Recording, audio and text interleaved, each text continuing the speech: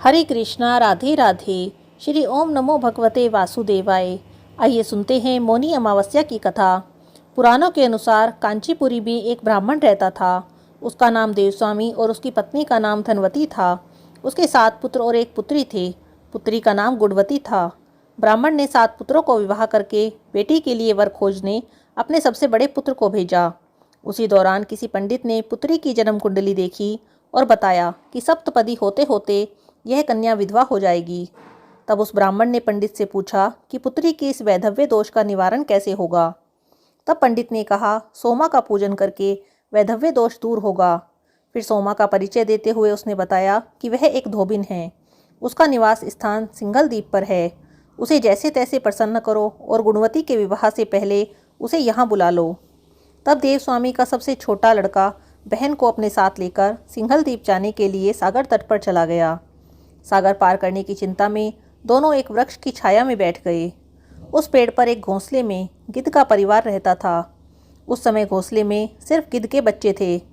गिद्ध के बच्चे भाई बहन के क्रियाकलापों को देख रहे थे। सायंकाल के समय उन बच्चों की माँ आई तो उन्होंने भोजन नहीं किया। वह अपनी माँ से बोले, नीचे 2 प्राणी सुबह से भूखे प्यासे बैठे हैं। जब तक वे कुछ नहीं खा लेते तब तक हम भी कुछ नहीं खाएंगे। तब दया और ममता के वशीभूत गिद्ध माता उनके पास आई और बोली, मैंने आपकी इच्छाओं को जान लिया है। इस वन में जो भी फल फूल कंदमूल मिलेगा मैं ले आती हूँ। आप भोजन कर लीजिए। मैं प्रातःकाल आपको सागर पार कराकर सिंघल द्वीप की सीमा के पास पहुँचा दूंगी। और वे दोनों भाई बहन माता की सहायता से सोमा के यहाँ जा पहुँचे। वे नित्य प्रातः उठकर सोमा का घर झाड़ कर लीप देते थे। एक दिन सोमा ने अपनी बहुओं से पूछा, हमारे घर को कौन बुहारता है, कौन लीपता पोतता है। सबने कहा, हमारे सिवाय और कौन बाहर से इस काम को करने आएगा। किंतु सोमा को उनकी बातों पर विश्वास नहीं हुआ। एक दिन उसने रहस्य जानना चाहा। वह सारी रात जागी और सब कुछ प्रत्यक्ष देखकर जान गई। सोमा का उन भाई बहन से वार्तालाप हुआ। भाई ने सोमा को बहन संबंधी सारी बात बता दी। सोमा ने उनकी श्रम साधना और सेवा से प्रसन्न होकर उचित समय पर उनके घर पहुंचने का वचन देकर कन्या के वैधव्य दोष का निवारण करने का आश्वासन दे दिया। मगर भाई ने उससे अपने साथ चलने का आग्रह किया। आग्रह करने पर सोमा उनके साथ चल दी।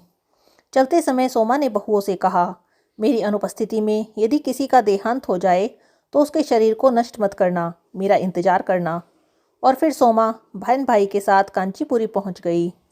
दूसरे दिन गुणवती के विवाह का कार्यक्रम तय हो गया। सप्तपदी होते होते ही उसका पति मर गया। सोमा ने तुरंत ही अपने संचित पुण्यों का फल गुणवती को प्रदान कर दिया।